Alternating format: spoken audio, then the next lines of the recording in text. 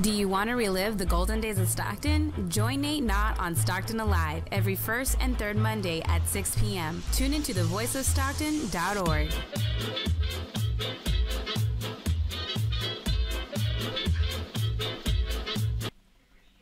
And you're listening to KXVS 92.1 FM, the voice of Stockton. You're in tune to your community radio station. Hey, good evening. It's Nate Knott with Stockton Alive. I can't quite say that quite like Dustin does. Dustin's not our engineer tonight. This is the first time we've done Stockton Alive without the almighty Dustin. However, and I always say when I do the show that I gather the vast listening audience of Betty Lupe Ramirez bringing in the crowd. Pleasure to be here. Well, tonight we have her as our engineer. So Betty and I are going to charge into the show, like it or not. Dun, dun, dun, dun. I'm ready when you are. Of course, the reports of my death were greatly exaggerated. Stockton Alive is not dead. We are here. It has been 5 weeks, though, since we've actually been live on the air. Last time I was here was February 12th. We talked about all the nonprofit organizations and volunteer organizations that help Stockton. But, of course, one reason I wasn't on the air was that I was in Europe for 3 weeks. Primarily, we were there to visit my mom, who's 94 years old and getting a bit fragile. And that was kind of a urgent visit for that reason. But since it's not every day you just kind of pop up and go to Europe, we did decide to make it into also a vacation. So we went to Italy, and we stayed in Rome. We had a short weekend trip to Marseille, France. Then we went to our major destination, which is Frankfurt, Germany. And then from Frankfurt, thanks to the extraordinary public transportation, rail, and bus system there, we were able to make a same-day trip from Frankfurt, Germany to Luxembourg. And the main thing about this show is I'm not going to do a travel log tonight. There's nothing more boring probably than a travel log without photos and pictures. I don't want to be a verbal National Geographic. The governor has arrived. He's in the house. But what I'm going to do tonight is give a brief description of these cities. All in all, I was in 5 cities. I was in Rome, my wife and I should say, and our youngest son joined us in Germany. But we were in Rome, and then we were in Marseille, France, and Frankfurt, and Luxembourg. But while in Marseille, we also did a side trip, and I know I'm not pronouncing this correctly, Aix-en-Provence. And that's spelled, let me think about this for a moment, AIX space Provence. And I'm not even attempting to pronounce it in the French way. But anyway, so we'll talk a little bit about the cities so I can then go into my main topic, which is we're actually going to explain how the latest and best trends in downtown Stockton are actually beginning to emulate the well-liked and long-time habits and customs of Europe, which is a great tourist destination. Americans love to go to Europe, and Europeans love to come to America. And, of course, we have our own, obviously quite a bit of travel back and forth to Mexico, Canada, and Canada also here on the in the Western Hemisphere. Now, many of us would say North America, but my Peruvian beauty wife does not like to use North and South America. To her, it's America, one America, united against all evil. But anyway, she only believes that there's one America. There's no North and South America. And don't even bring up Central America. That just opens up another discussion. But anyway, so let me give you a little brief description of each of these little cities. No, they're not little, I'm sorry. Each of these cities. Of course, I'm well prepared. I've got my tools of ignorance here. I've got my once again, my hidden pocket protector set of pens that is only visible on Stockton Alive, and my whiteout. I'm the last living American that uses whiteout and carries it religiously everywhere. I can't use the little tape things, and I can't stand to have little scribbles on my writing. I will scribble, and I'll have things that don't look great when I'm doing this show, but I still white out all the little Google mistakes and little problems. Now, actually, tonight I actually have a reasonably well-organized set of notes.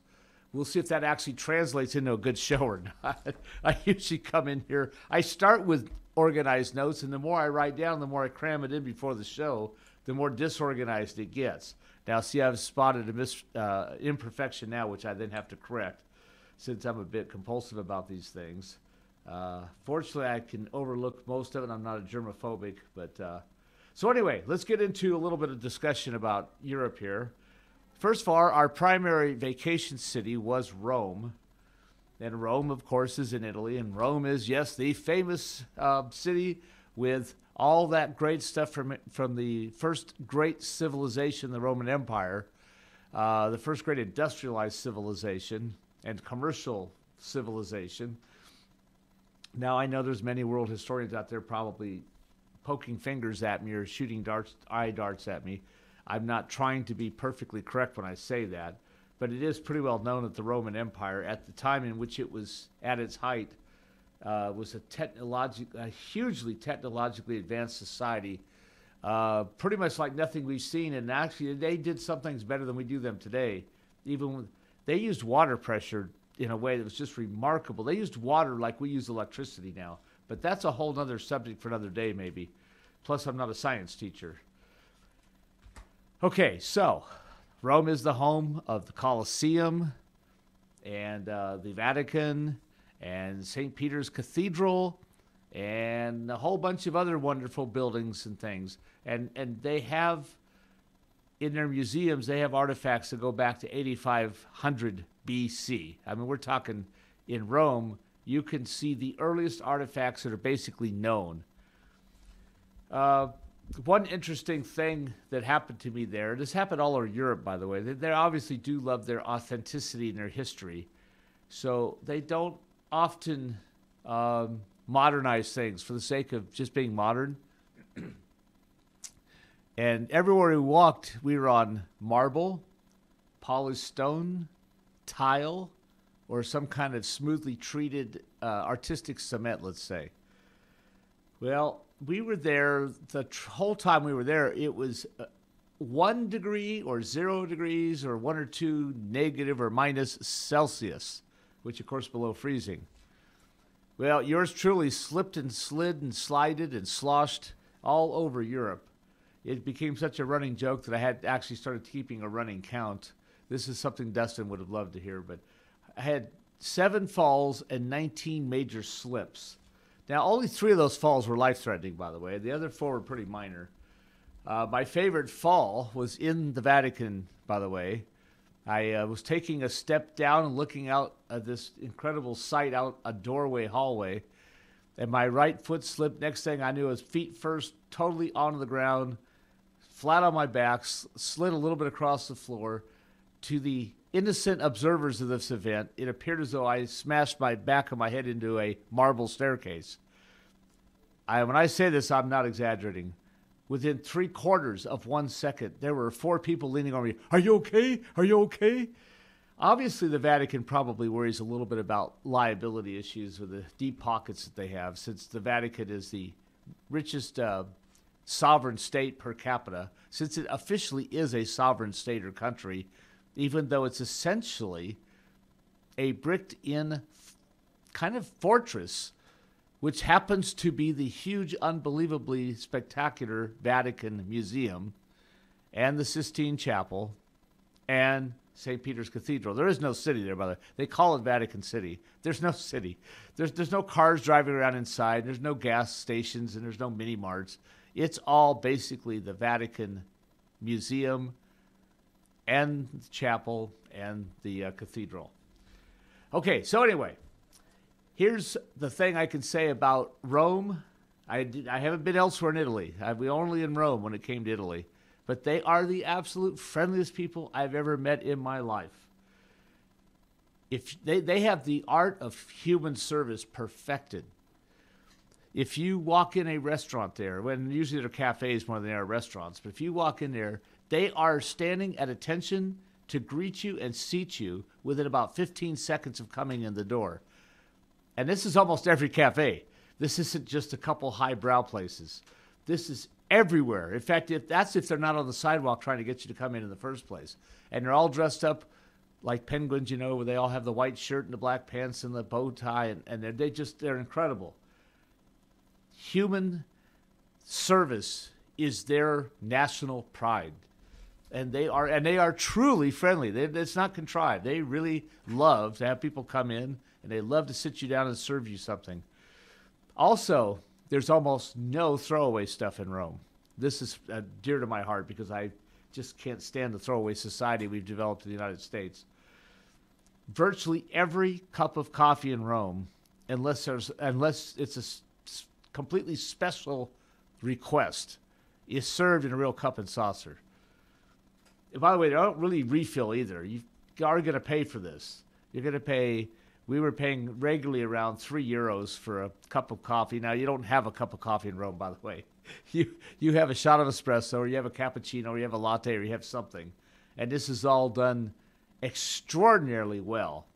I don't want to put down our big, wonderful chain here in the U.S., but getting a cappuccino there is not like getting a cappuccino in a Starbucks or some other similar place like Pete's or something. And Pete's and Starbucks are great. I'm not putting them down. Of course, not far from our humble studio here is Dutch Boys Drive-In here on the Miracle Mile. Unfortunately, as everyone knows from a few shows ago and from all the newspaper headlines, we unfortunately on the Miracle Mile lost our signature signature coffee place, the Impresso, in the former Art Deco lobby of the former Royal Theater.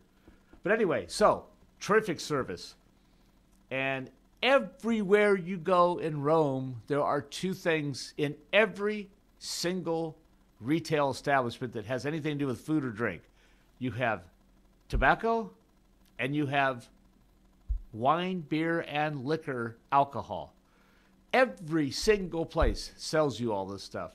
I don't know if they specifically have restrictions about getting this to go into business, or if you have or how they do inventory, or how they tax it, but they obviously do not have the restrictive rules.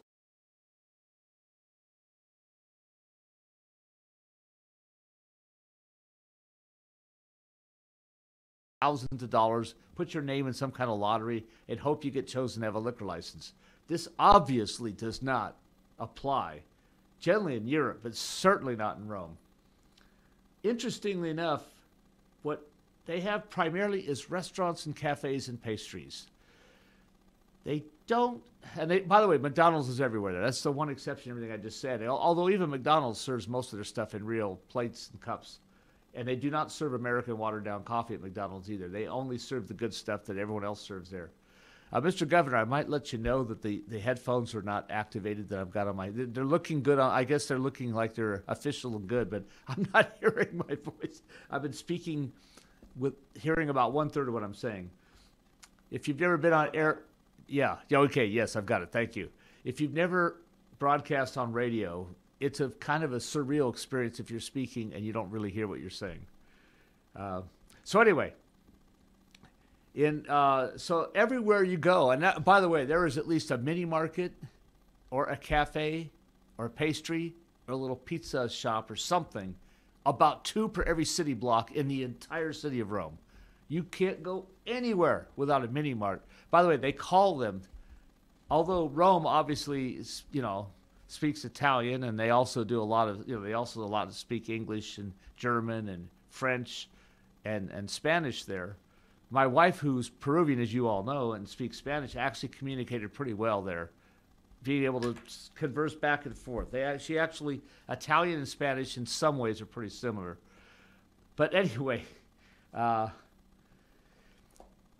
everywhere you go there, you have, like I say, food and drink, and it's 200 or 300 block. What I was going to say was they actually call mini marts mini markets, and it's spelled in English. I don't know why, but all the mini markets all over Rome are spelled just like they would be in the United States. And what you'll see is a beautiful little glass case of pastries, maybe some sandwiches, panino sandwiches, things like that. Usually lunch meat and cold cut type things, cheese and meats. And then behind every one of these counters, without fail, is 4 or 5 shelves of wine, beer. Well, the beer's actually in a refrigerator. It's usually in a glass refrigerator. But wine and then hard liquor on the wall behind you. Now, I want to differentiate, though, between having liquor and how they serve it. In Rome, the idea of a mixed drink or cocktail is a little bit unusual. they have the liquor, but what they expect to do if you order a cocktail, which is pretty rare there, I found out, they expect you to order one of the 5 or 6 classic cocktails that were the original cocktails, like a Manhattan or an old fashioned. If you try to go outside that, they don't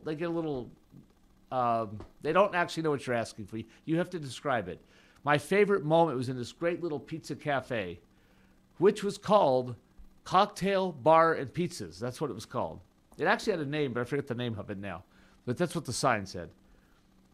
When I actually ordered a Jim Beam and on ice with soda. If I had my druthers, it'd be 7-Up. But Rome, or at least Rome is, I don't know about Italy in large, but Rome is 100% Coca-Cola, by the way. Which means that if you have anything like 7-Up, it would be Sprite or something else.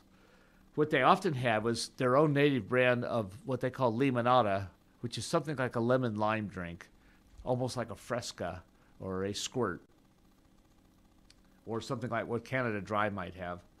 But this one place, they were so determined that they wanted to make sure I had my cocktail properly.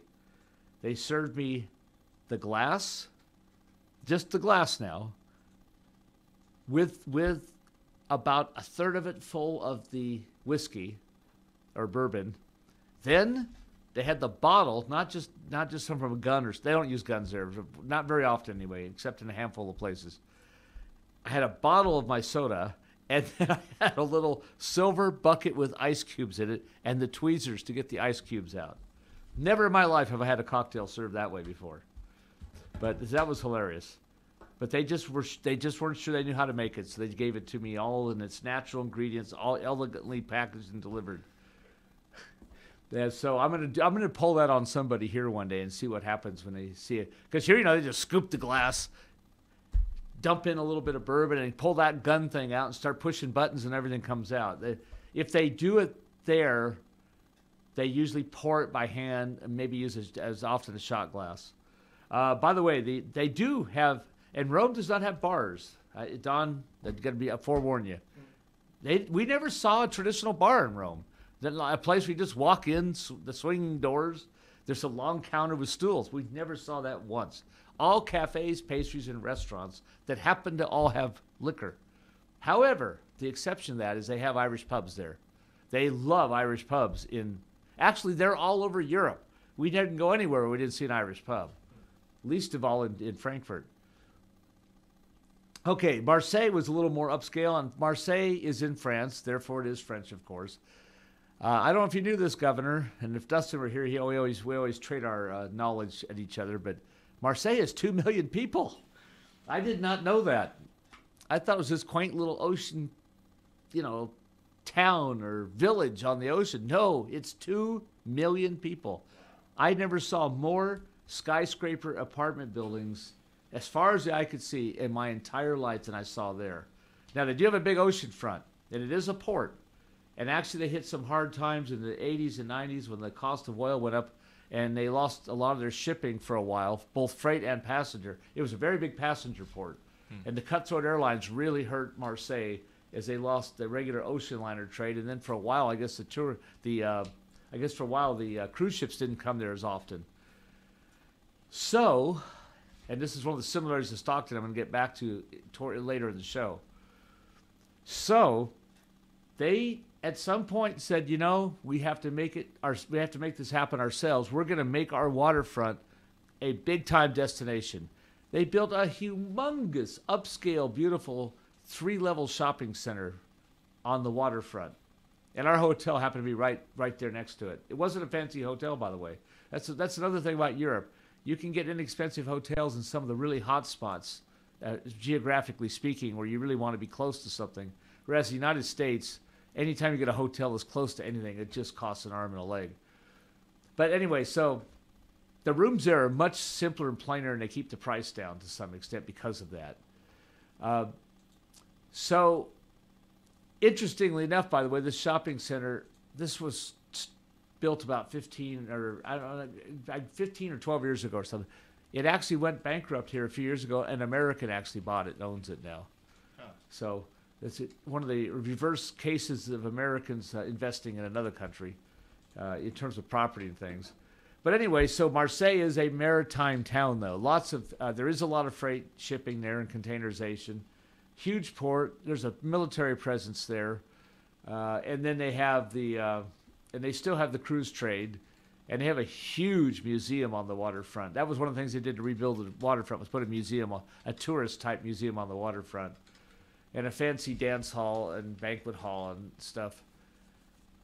So Marseille was fun. However, the best thing we did while we were in Marseille was actually we took a little trip about 45 kilometers down the road. One of the few times we drove in a car the entire trip, by the way. Because we were visiting friends who one of them lived there and had their car right there. We drove this little town called Aix-en-Provence, and I'm not saying it at all right, by the way. We saw the actual authentic European town of 300 years ago. I mean, it's modern too, but the streets are so narrow, some of them can't have cars. The ones that have cars shouldn't have cars, actually. At every little window front is the people live in these buildings, by the way, and they're all about 5 stories tall, and there's a reason for that. But every single window front is a shop. It's a clothing shop, a pastry shop. They make soap, they have candles, they have souvenirs, shoe stores, which you don't see much in the U.S., sporting goods stores, everything. I don't know how many shops are in this place in about a 6-block square area.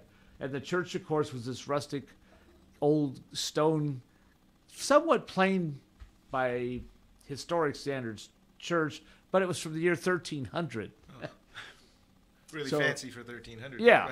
Now, with the day we were walking around, it was raining, by the way, which actually kind of added to it, to be honest with you. And this was a Saturday, and the reason we were there is we in Stockton have worked hard at trying to have these, and most places do in the U.S. now, but we saw the actual 100% authentic, no ifs, ands, and buts about it, open-air Saturday market, where all the people bring their fresh fish, the bakers bring their fresh baked goods, vegetables and fruit, and everything is there. Tobacco sellers, clothing sellers, and we have something similar to that. And what would that be? Do you know, Governor Don? I guess our downtown? Or well, I'm talking about the open-air market. What do we have that stock market? That's it. Yes. The stock market's kind of headed that direction. Yeah. Not quite there with all the fresh food, but very similar. Yeah. This is one of those markets where you literally go shopping on a Saturday and you literally are getting your week's groceries with your bread and your meat and your fish. And then there's little cafes all around it, of course. And yes, of course, we sat down under an umbrella in the rain at a cute little table having our cappuccinos. Nice. So that was a really great experience. Unfortunately, I never did get to sample the public transportation in Marseille. They had these incredible, practically all glass streamlined light rail trains running right in front of our hotel. And then apparently, in addition to the light rail system, which is extensive, apparently there was an underground subway too. But anyway, I didn't really see most of that. We did go to the train station, which is pretty spectacular. I won't go into a big speech about that at this moment anyway. But so Marseille was great. But the main thing is we enjoyed the open air market. And the hotel we were in had a breakfast buffet, which was very nice. Which in Europe, most people probably know this by now because with internet and television, people tend to know things. But in Europe, they don't. In most of Europe, I should say, England's the exception. In most of Europe, you don't have ham and eggs and cheese for breakfast. Well, you might have cheese, but you don't have ham and eggs and hash browns like we do here in toast. The typical European breakfast is lunch meat. It's lunch meat and bread, which you usually toast, and you put butter or jam or jelly on it. But you stick some ham or some sausage or salami or something, and yet that's your breakfast. You will have eggs, but if you have eggs, you'll probably hard-boil them. Right. Well, they don't have to be hard-boiled, but boiled eggs is what I mean. Right. That's a big deal, but rarely do you see anybody in most of Europe sitting down to a breakfast of scrambled eggs, bacon, and hash browns and toast. That just doesn't really happen there. Now, they do that in England. Our breakfast comes from England. That's the tradition of our breakfast. Okay, we also went on to Frankfurt. Now, Frankfurt, I just said Marseille's 2 million people. Frankfurt is this huge city. The closest thing it reminds me of would probably be Los Angeles with not quite as many tall buildings, or what LA looked like about 1970 when it only was a few tall buildings. But it's a hugely built-up city. But the population's only 717,000. It just blew me away that this city was so big, and yet that's all the population was. It's apparently a big city because apparently it's a commercial and financial center, kind of like San Francisco's a financial center. Now, my lovely Peruvian party wife, oops, I'm not supposed to, my Peruvian beauty, knowing that we probably would use public transportation somewhat, and knowing my preferences, booked a hotel near the train station in Frankfurt. Actually, it wasn't just near it, it was across the street. And from our fifth story, we looked right down on it. Huge train station, by the way. And we got that for a relatively cheap price, and it was a very nice hotel. But that was just amazing. Now, even there, though, the more upscale hotels are now going towards the suburbs and the airports. But still, that was a big deal. It was nice. And in Frankfurt, they have unbelievable public transportation. But that's not really my subject today. Again, we got the big transportation show coming up with Dustin here somewhere in the not too distant future. Next week, I'll talk about RTD's big service changes, which we just did this week. Yes. But I'll let some details and facts settle in before we talk about that in a big way. But so Frankfurt, Germany is it's a mixture of a smaller Los Angeles, but the regional importance of San Francisco in terms of finance, being a financial center, insurance, .com companies, and all that kind of stuff. And then and it is on a river too, by the way. Actually, everywhere we're at was on a river. Rome's on a river. Marseille's on a river. Well, Marseille's on the ocean, but it also has a huge river. And then, of course, Frankfurt has a big river, and Luxembourg is founded because of a river. Yeah. So these are old cities that was the main. Yeah, you had to have the water back then for commerce, and in some cases to power water wheels for your original machinery and all that. That's exactly right. Yeah. Your industrialization started with wind and water power, of course, and mostly water power. So, and that's the Mainz River, Mainz. So, and now Frankfurt, by the way, now Rome, of course, is nothing but historic stuff. Right. You have the Circus Maximus, which is actually a stadium. I never really appreciated what it was till we were there. Do you remember Soldier Field, Chicago, how it used to look before they remodeled it for the Bears? Yeah. Big, huge horseshoe-shaped stadium. Yeah. It did have Roman columns, by the way. I think that was based on the Circus Maximus. Probably. But it used to seat 120,000 people, this huge U-shaped kind of uptight horseshoe. Well, we saw that. The Coliseum we didn't go into. We ran out of time and energy to stand in line to get into it, but we walked around it. We did get in the Vatican, which I'll talk about in a moment.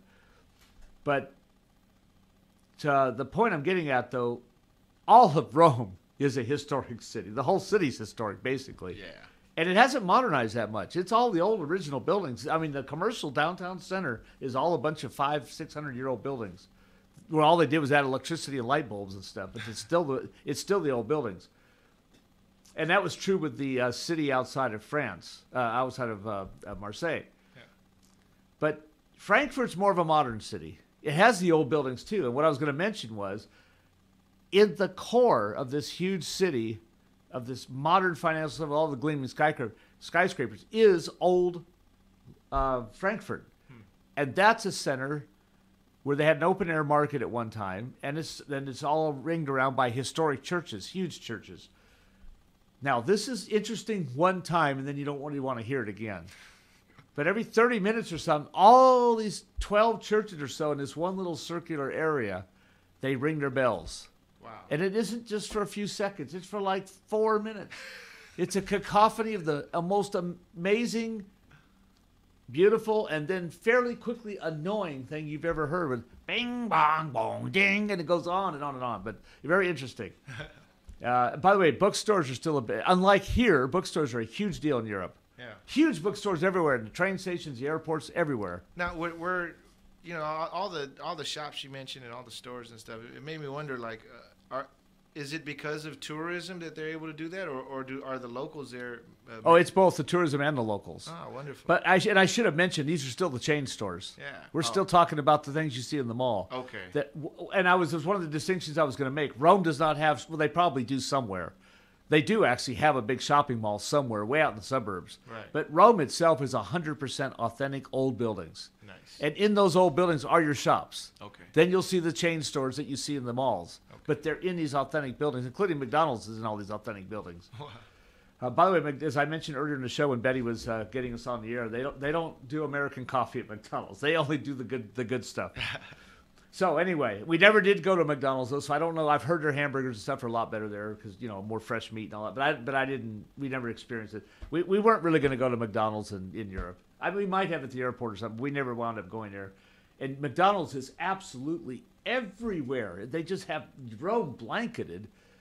They have a lot of places in Frankfurt, but Burger King has now invaded the territory, and KFC has arrived in France particularly. Oh no. Yes. Now, when we got off the plane in Marseille, we had to fly there reluctantly because the geographic distance, because you go around the ocean or water to get from Rome to Marseille, and it's not a straight arrow. It's a very long train trip. We reluctantly flew there. And I remember we got off at what would now be considered the old terminal. Right.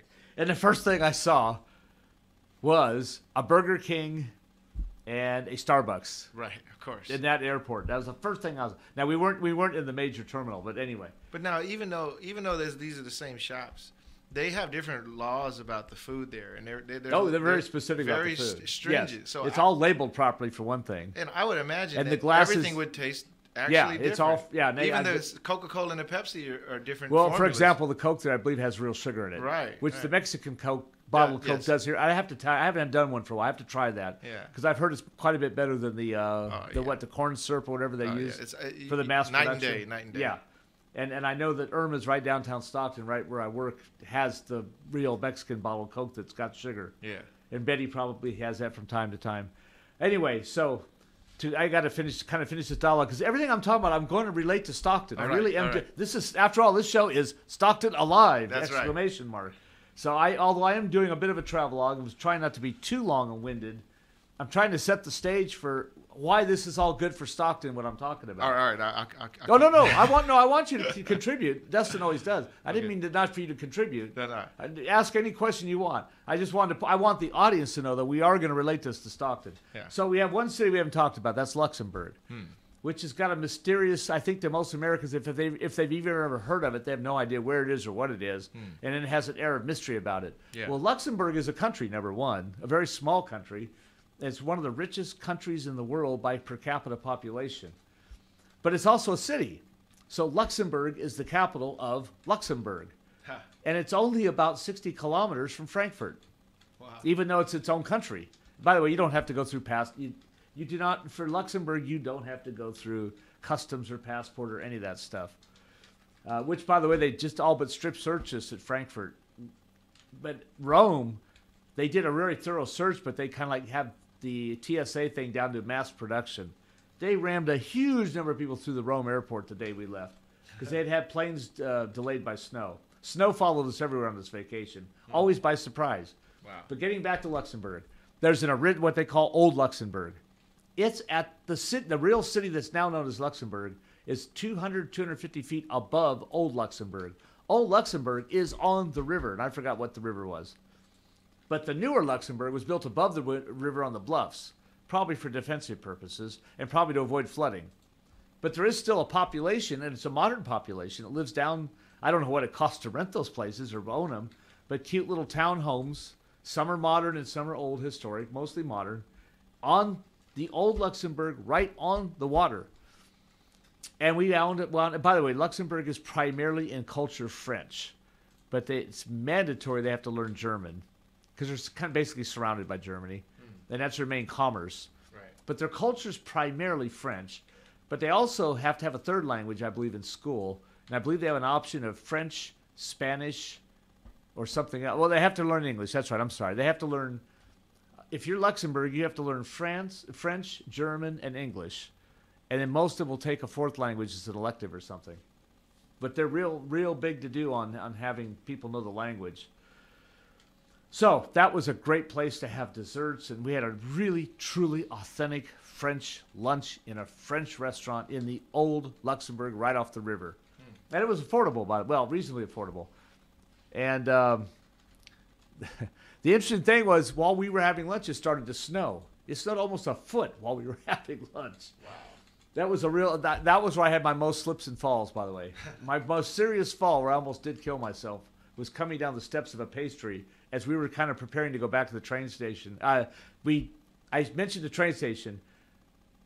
I should have mentioned we went from Frankfurt to Luxembourg. I said it was only 60 kilometers. I'm sorry, that's not right. It's 200 kilometers or something like that. And we went by 2-hour high-speed train from Frankfurt to a place called Saarbrück, and then we transferred to a bus that was timed to meet the train. Kind of like you have here with Amtrak and an Amtrak thruway bus. Same thing there.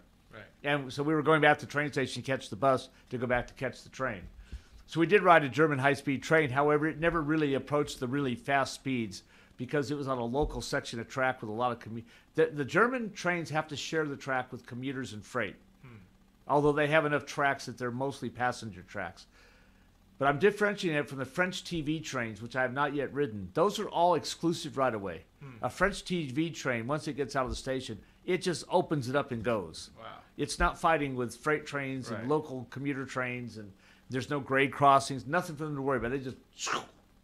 Bullets. So the fastest speed we ever hit on the German train was that I know of, was about, because they had a speedometer, about 196 kilometers per hour, which calculates to 122 miles an hour.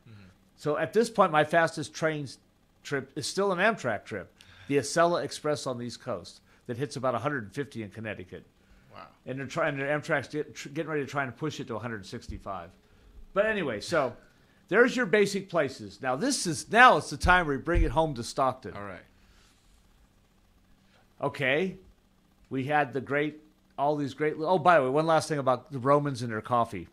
Those people are obsessed with cappuccinos and coffee.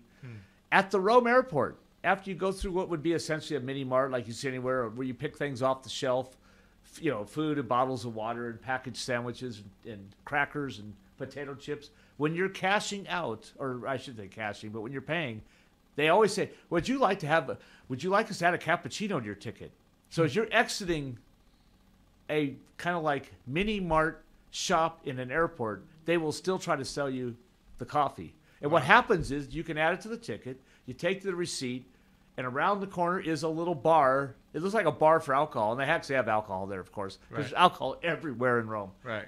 But it's primarily an espresso place. Right. And they'll serve you the coffee to order, but it's in a real cup and saucer in the airport. Wow. They don't have any cups to go anywhere in that airport that I know of. Nice. And you go to a little stand-up table and drink it. Sure. And then you rush off to your plane. That's right. I mean, the one time we did it, we were drinking the coffee. They moved our gate on us from one terminal to another. Of course. And you had to sprint for the plane. Oh, man. Okay, so here's how I'm going to relate this all to Stockton. All right. I had that one little last detour there. Okay. We talked about... let's take the most obvious one. The outdoor markets are pretty common everywhere. We did see one. We didn't go to it, but we saw one in Marseille. I mentioned the one in that great little historic town. I mentioned the story. The building's only 5 stories tall. Right. No elevators in Aix-en-Provence. No elevators. Right. All those people are walking 4 or 5 flights of stairs every day to get, and the doorways are about 5 feet 11 inches tall. I have to duck to go in most doors. In the old apartment buildings, not the store doors were probably 6.5 feet tall. Right. Because what you've got is a shop inside of a 300 or 400 or 500-year-old building. It's amazing. But the shops are modern. Interesting. Okay, so with our stock market and the farmers markets, now these are nothing quite as dramatic as what you see in Europe. The stock market, though, is good enough that I could see the stock market as we do it here, there in Europe. Wow. The European spectacular open-air markets reminded me of Stockton's stock market. The wonderful one that's now moving back to downtown Stockton, I might add. In fact, is it April 14th or something like that is the next one? Anyway, when we have the stock market in downtown, it's going to be in downtown Stockton. It's going to be at Martin Luther King Park. And they got a special permit from the city to be able to have a beer garden again there. By the way, beer and wine are by far the drinks in... Cocktails are not a big deal in Europe. I will mention, though, that Frankfurt, that was the point I almost forgot. Frankfurt has bars. Germany, they have bars. In fact, in a little town called Eschborn, on a Sunday when almost nothing was open, we were walking around trying to kill a couple hours. In the middle of this quaint little German town, we found a bar called Cheers. and it had the logo from the Cheers television wow. show. And behind the bar was a pennant for the University of Oregon. I couldn't believe it. Wow. And then when we were in Rome, we went to a restaurant we were asked to go to by some Stocktonians. We actually found it, and it was in the heart of downtown, in the historic part, I might add. There on the doorway to the kitchen was a Fresno State Bulldog, because that guy had apparently been an exchange student in the U.S. Oh, wow. Which is why we knew to go there and why he knew who we were, sort of.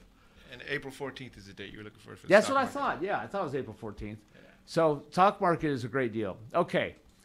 One thing you do see, and I think this has been known for years, is Europe is the home of the sidewalk cafe, especially Rome and Luxembourg and that little town, the Exo in Provence.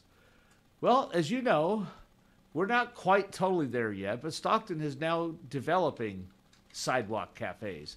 Actually, we had a pretty extensively used one right down the street here, till the unfortunate things happened here. Right. With Kit Bennett and the loss of our establishments down the street here, like the Impresso Coffee Shop and the Gusty Wings and the I forgot the name of the great little cafe that was indoors and outdoors. Oh. Central. Central. Yeah. That's exactly what you see in Europe. You see that down here with the Aive, and then you see it with Abbey. The Abbey also has the outdoor seating, and across the street too from here, with Werlo's and those places. So Stockton is going in the right direction. The little boutique is still a big deal. I mentioned there's a bunch of chain stores in downtown Rome and in all these places. But in Rome particularly, but in all the other cities, you still have a vast number of independently owned family shops in these old historic buildings. And probably the retail that will resurface in Stockton will be a boutique, family owned. We're probably not going to have chain stores in downtown Stockton. Okay, next thing. Of course, in Germany particularly, but all throughout Europe, you've got breweries everywhere. But what I will say about that is in the United States, we're going towards craft beers, number one. Right. But number two, and the United States probably actually, throughout the whole country, this might be more prevalent than Europe, is the microbrewery. Right. And we've got our Channel Brewing Company downtown, where our very own Dustin used to take the KXVS Voice of Stockton team and kick butt in their little Tuesday night trivia or whatever it was. That's right. Losing out to the COG people, if I remember right, with Christy McNichol by just a few points. That's right. I forgot what the Dibs team or whatever. Yeah. I missed a couple of days. Those are our 2 points there. Yeah, I sat through one. I wasn't part of the team, but I did observe one night. So we got that going for us. We're starting to get the personable little bar restaurant. Of course, as listeners of this show know, I have a kind of a preference downtown for the Deliberation Room. As I like to say, Stockton's first legitimate bar, cafe, restaurant in downtown since the Shamrock closed, which was something like 23 years ago. And that was a Lone Ranger at that time. Now, you do have nice bars, and I don't want to say it's not the only bar in downtown Stockton. You have a nice little bar at the Japanese restaurant, Masaki. There are, Tio Pepe's has a bar. Most of the restaurants in downtown do have a bar, but to be an actual bar as opposed to a restaurant, the Deliberation Room is the first one in 23 years. Okay, now I talked extensively about the Romans and their coffee. By the way, coffee is a big deal also in France. And in France, it's also cappuccino, lattes, and all that. They do have American coffee, though. And they will allow you, like in a buffet, to get a refill. You can't get a refill in Rome. There is no refill in your coffee. France, you can get it in some places.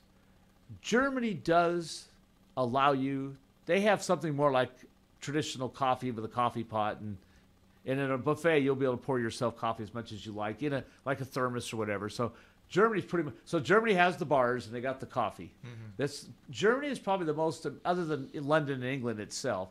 Germany is probably the most Americanized or most similar to the United States type of experience in Europe that I know of. By the way, everybody spoke English everywhere. Mm-hmm. Although the ones that do it the least and probably prefer not to would be the French people. And that's the stereotype that's been out there. Okay, so we've got We've got open air markets springing up in Stockton, and including the really well-established, highly successful, and privately owned and operated. That's not a government operation; it's not subsidized. Stockton's very own wonderful stock market with Amy and all those wonderful people who were guests on this show. Actually, on show number 3, I believe it was. Right. So then we've got microbreweries for beer. And we got the Channel Brewing Company downtown. And of course, there was Valley Brew on here on the Miracle Mile brews their own beer. I don't know. The Abbey just brings in their beer. I don't think they brew anything on site. I don't think it's big enough for them to do that. But Valley Brew, as far as I understand, reestablished their beer brewing machinery actually on location, I believe. And then you've got the coffee. Now, obviously, we got our Starbucks and all that, but we have the Trail Coffee Company downtown, which is about to open in this beautiful new location, and it will be a cafe, not just a little coffee place like it was on Minor Avenue, where it was called The Alley. The Trail Coffee Company is going to have a beautiful, new, fairly large, fairly luxurious coffee cafe with all their fresh roasted ground coffee at the corner of California and Main Street. And that puts California Street kind of into critical mass where it has enough stuff to look good. First, you had the family law practice, but that was by itself, and that's not exactly that's not a pedestrian developer. Then you got the deliberation room, but now I don't know if you've ever seen it, Governor Don, or been on California Street where the deliberation room is. Across the street is a huge, all glass-walled, highly upscale, beautiful women's beauty salon called Unique. Then you got the parking garage that goes to the Cal Weber 40 building. Right. Well, now you'll go from Unique, Cal Weber 40, Unique, garage, family law practice, and Trail Coffee. Right. And then across the street, deliberation room. Right. So California Street, after being just dead on a doormat for about 40 years or 30 years, Right. is actually going to be one of the hot spots of Stockton and downtown. Interesting. It's almost there now. Now, we've been back for 2 weeks. We went out to our first kind of regular Friday happy hour this past Friday. And it so happened there was a show going on at the Bob Hope. And the deliberation room was absolutely packed with people. I had not seen it that busy before. So we got those trends. Oh, you also got Terra Coffee going in at the Mexican Heritage. I was going to mention, Yeah. actually, they're there and they're in business and they're excellent. I'm so Yeah. glad you brought them. I was trying to remember who I was. I knew I was forgetting somebody. Yeah. Yes, the Terra Coffee. Actually, I'm a paid member of the Mexican Heritage organization, and when I was there to sit down and write my check to renew my membership for the year, they actually were, it's like their first or second day in business. They brought me a beautiful cup of coffee free. They just brought it over. I think it was cappuccino, and it was excellent. Yeah, that's good stuff. Yeah, very good. And I'm so glad you mentioned. Yeah, Terra Coffee is now, and that's good because, people that don't know better might think that you want to have a monopoly on your business, but actually in a struggling business district, you don't want to be the only person there because people aren't coming there because you're not a destination. You have to convince them to come to your shop. Right. Like, don't go to North Stockton, go to such and such. Right. It's only when you get a number of places that you get, as your Miracle Mile proved, you get enough places open that are all good, then the people come to you and you have critical mass and you're a destination. And then the famous saying goes, the rising tide floats all boats. Yes, sir. I don't think I said that quite right, but something like that. That's it. Right, yeah. So anyway, so you have, by the way, you have pedestrians all over the place in Europe. Right. Also, and I've tried to avoid it as a subject today, but the public transportation, which I will talk about another time. I will tell you that my wife believes in all this stuff, but she's always reluctant and always feels like I'm dragging around all this. She very willingly used public transportation in Europe because it's really the only way to get around. Right. By the way, if you try to rent a car there on your own without having booked it in the United States, enormous car rental rates. It would have cost us over $200 a day to rent a car in Frankfurt. And then you'd be paying $8 a gallon of gas by the time you converted the American money to euros. Yeah. It was about 6 euros per gallon of gas there because they were charging about 1.5 euros per liter of gas. It was about 4 liters in a gallon. By the way, Rome has this Rome still has the tiny little cars all over the place. Right. Germany, they pretty much have standard cars like you see here. France is in between. They got the smaller cars and the bigger cars. But Rome is all small cars. I could spend a whole show talking about how crazy those drivers are and pedestrians and the people on their little Vespa scooters. So public transportation served you just fine. Oh, we only used a car twice the entire vacation. Do they got like Uber and Lyft out there? Like no, Euro actually, Uber? there was a sign in Rome that Uber is not allowed. There was actually a sign at some of the bus stops says Uber is not in business in Italy or something like that. Wow. Uber is not popular among union trades, Of and course. France particularly is a hugely, they just cited a person for being open 7 days a week the other day. Wow. The private owner of his own business was cited.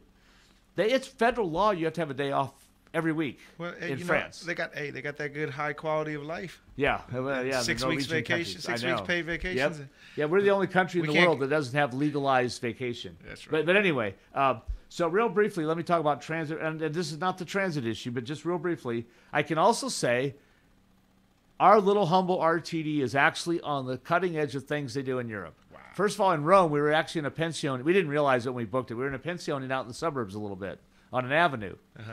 We rode the bus in every day, but it ran just like one of our BRT routes with multiple doors opening. Yeah. No fare boxes. Yeah. You were supposed to buy a ticket in advance and then put it in a validator machine. Now, they got those long articulating buses. Some too? of them were. Wow. But it was all doors opening and closing and boarding on all doors. Bam. And they just packed them in. It was standing room only most of the time. Nice. Rome, because the streets are so small and cobblestone, for congestion's sake, I guess, they took out the streetcars in the central business district. They still have trams, but the trams come to transit centers and transfer people to buses and express buses. Mm-hmm. And that's the other thing. All over Rome were transfer stations, like we have with our Hammer Triangle station and our Mall Transfer Station and our downtown transit center. You see that all over Rome. Nice. In Rome, they were highly proud of their diesel-electric hybrid buses.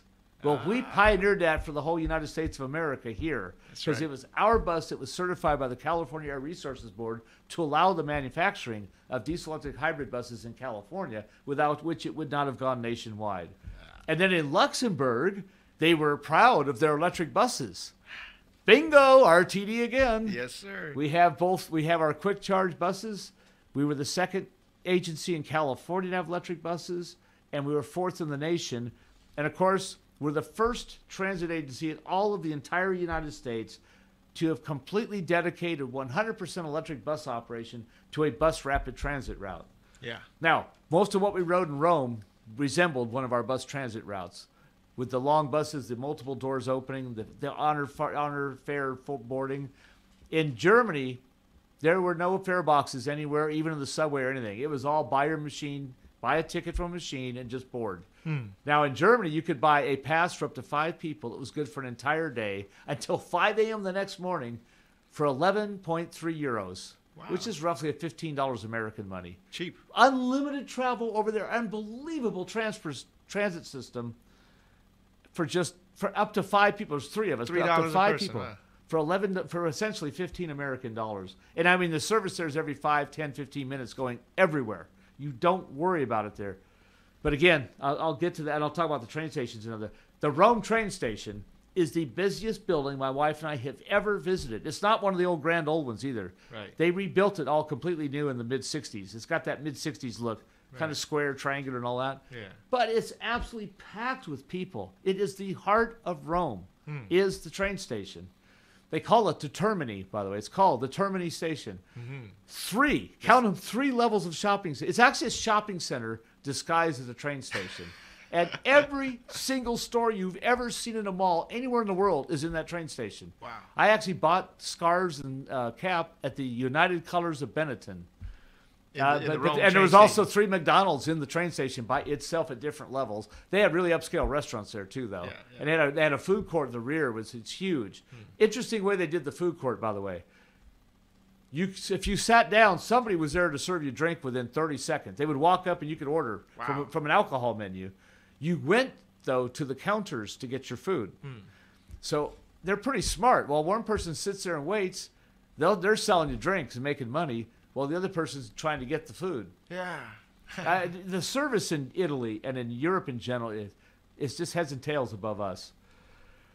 So I can honestly say that for all the glamour and history and tradition and all the spectacular things you see in all these great cities in Europe, Stockton is doing every one of those in a very small way, and it's baby steps, but we're doing everything that's successful in Europe. I should also add that we have an inland port. We've never gone a show without mentioning that. That's right. We have an inland port, and we need to emulate with our port what they did in Marseille, which is turn it into not only our port's a very successful port for ocean shipping. We need to turn it into a good tourist destination. And we've been working on that in little baby steps, but we haven't got very far.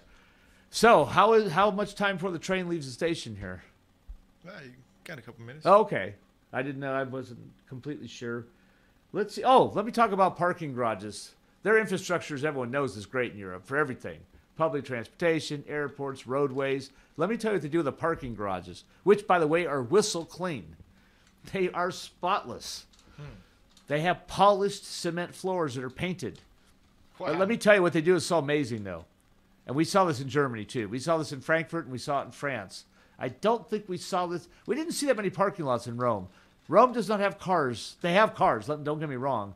But the automobile just is not a major way to get around Rome. No. I think they have limited access to. I think to drive in certain parts of Rome, I think you have to buy a sticker to put in your windshield that's very expensive. So it's limited access, too. But with that being said, if you drive through Marseille or Frankfurt or so many European cities, every parking garage at every entrance at every intersection has a digital sign telling you, accurate to within 30 seconds, how many parking spaces are available in that garage. Wow. You'll see something like 781.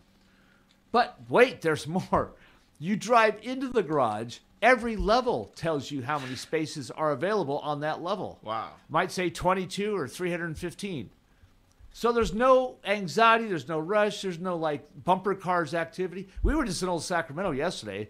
Darn near got killed trying to drive in and get a parking spot. Right. Because you got all these angry motorists coming at you in different directions. Yeah. Looking for a spot. No, it tells you exactly. Yeah, there's 24 spots left on this floor. But there's still more. As you drive through the parking lot, at first I thought this was just decorations or just look nice. Then I realized it was purposeful.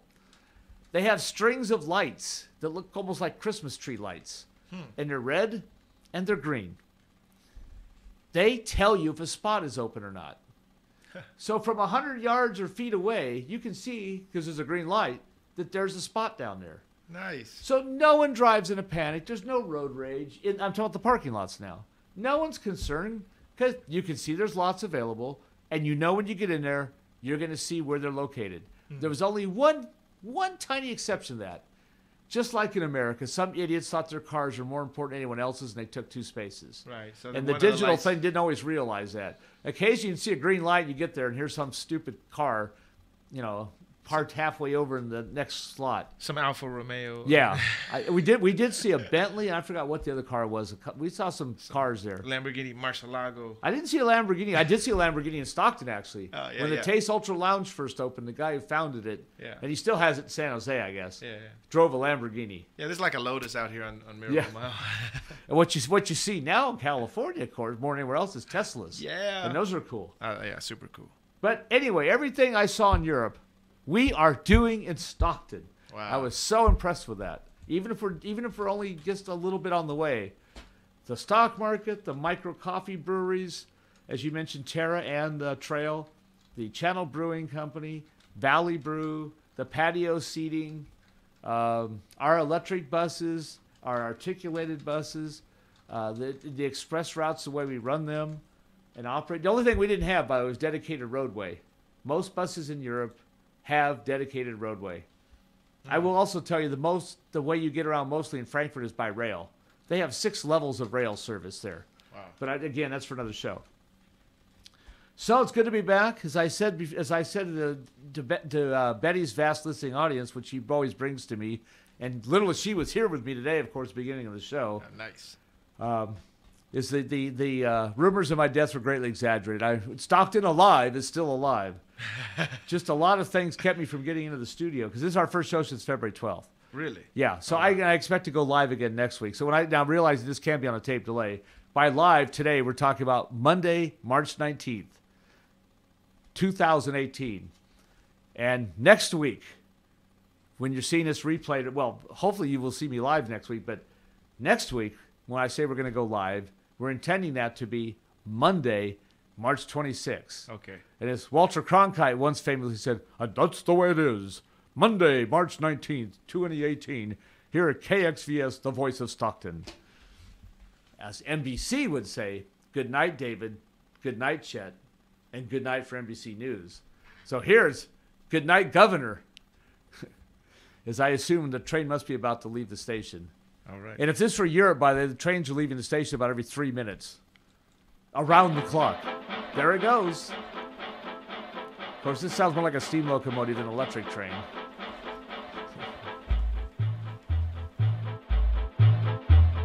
Exclamation mark.